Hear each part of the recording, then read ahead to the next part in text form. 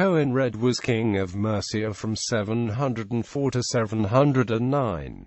Mercia was an Anglo-Saxon kingdom in the English Midlands. He was a son of the Mercian king Wulfhere, whose brother Æthelred succeeded to the throne in 675 on Wulfhere's death. In 704, Æthelred abdicated in favour of Coenred to become a monk. Coenred's reign is poorly documented, but a contemporary source records that he faced attacks from the Welsh. Coenred is not known to have married or had children, although later chronicles describe him as an ancestor of Wulfhere, a 9th-century Mercian king. In 709, Coenred abdicated and went on pilgrimage to Rome, where he remained as a monk until his death. In the view of his contemporary, Bede, Coenred, who had ruled the kingdom of Mercia for some time and very nobly, with still greater nobility, renounced the throne of his kingdom. Æthelred's son Seald succeeded Coenred as king of Mercia. Mercia in the 7th century. By the 7th century, England was almost entirely divided into kingdoms ruled by the Anglo-Saxons, who had come to Britain 200 years earlier. The kingdom of Mercia occupied what is now the English Midlands. Neighbouring kingdoms included Northumbria to the north, East Anglia to the east, and Wessex, the kingdom of the West Saxons, to the south. Essex,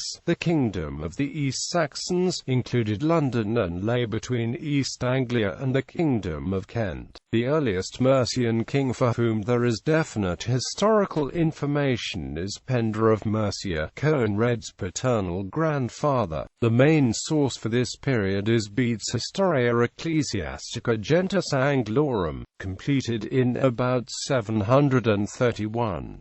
Despite its focus on the history of the Church, this work provides valuable information about the early Anglo-Saxon kingdoms. Charters, which recorded royal grants of land to individuals and to religious houses, provide further information on Coenred's reign, as does the Anglo-Saxon Chronicle, compiled in Wessex at the end of the 9th century. The Chronicle's anonymous scribe appears to have incorporated much information recorded in earlier periods. Coenred is also mentioned in two 8th-century hagiographies, those of St. Wilfrid and St. Guthlac.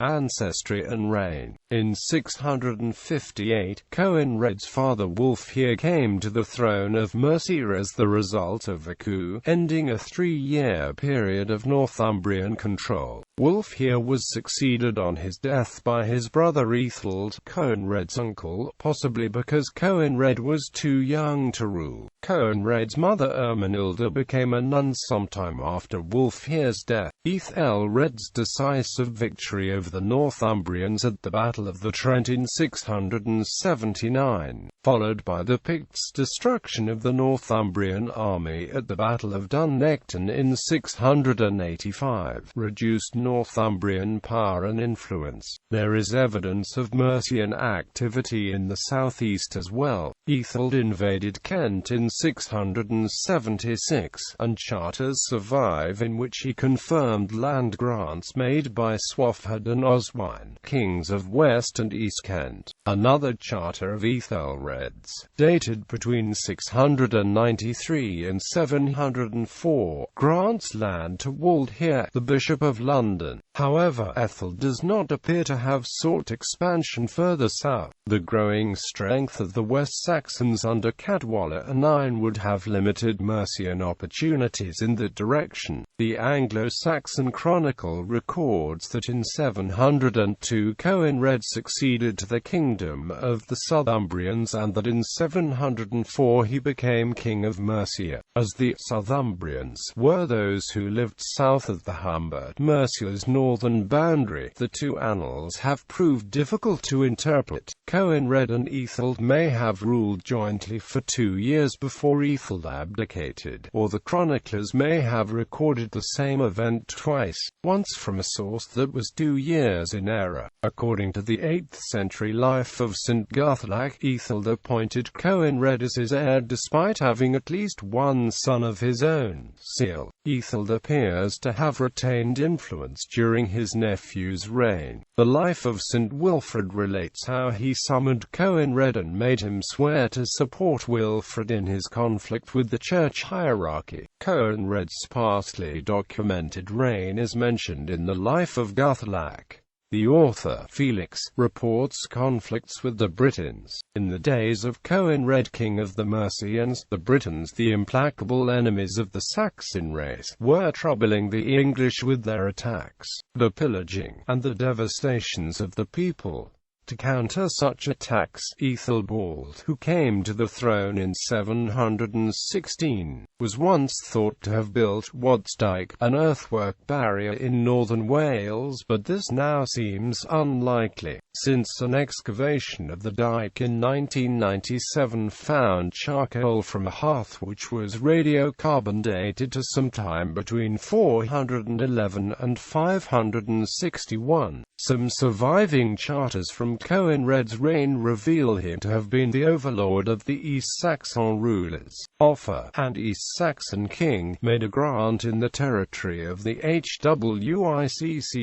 which was later confirmed by Coenred. In the charter, Coenred refers to Wulfhere as his underking. Coenred and his successor also confirmed grants to Wulfhere, the Bishop of London, evidence that London was firmly under Mercian overlordship. Later Mercian kings treated London as the direct possession, rather than as a province ruled by an underking, but Coenred did not go that far. A grant of land in Herefordshire to an unnamed fellowburg has survived, as have forged charters in Coenred's name granting privileges to St. Paul's Cathedral and to the Abbey of Evesham. Mercia's influence in Kent was limited both before and during Coenred's reign. In a surviving letter, Wulfhere, Bishop of London, tells Bertwald, Archbishop of Canterbury, that Coenred had invited him to a council to be held about the reconciliation of Æthelred. Wulfhere refused the invitation as he did not know Bertwald's opinion on the matter, which was evidently important, although no other reference to it has survived. The letter describes a council to be held at Brentford to mediate between the kings of the East and West Saxons. In the view of the historian Frank Stanton, the letter illuminates the confused relations of the southern English at a moment when they had no common overlord. The reduced prestige of both Coenred and his successor, Seald, may have stirred unrest among the Mercian nobility. Æthelred was in exile during Sealdred's reign, and the survival of a hostile account of Seald may indicate a more general dissatisfaction with the ruling line.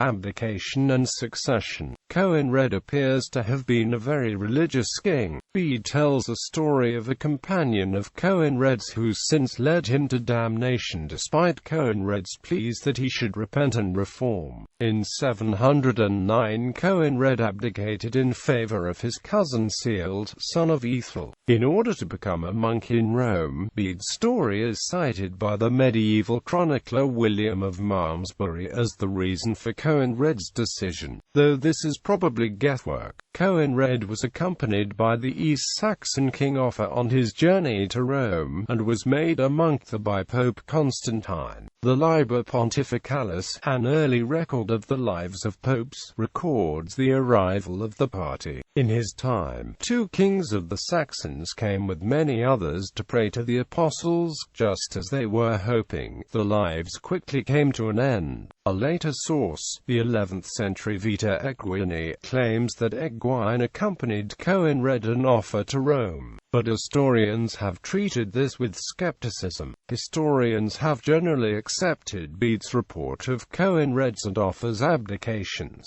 but Barbara York has suggested that they may not have relinquished the thrones voluntarily. There are instances of kings being forcibly removed and placed in holy orders to make them ineligible for kingship. One such was King Æthelred II of Northumbria, who was forced into a monastery. On the other hand, if Coenred went willingly, as Bede relates, then the apparently friendly relationship between Wulfhere and Coenred, his overlord, makes it clear that the relationship between an overlord and his underking was not hostile in every case. Coenred was tonsured in Rome, whence he was accompanied by Wulfhere, son of Æthelred, king of the East Saxons, and became a monk at the threshold of the apostles, as Bede had it. He stayed in Rome until his death, the date of which is unknown. He is not recorded as having a wife or children.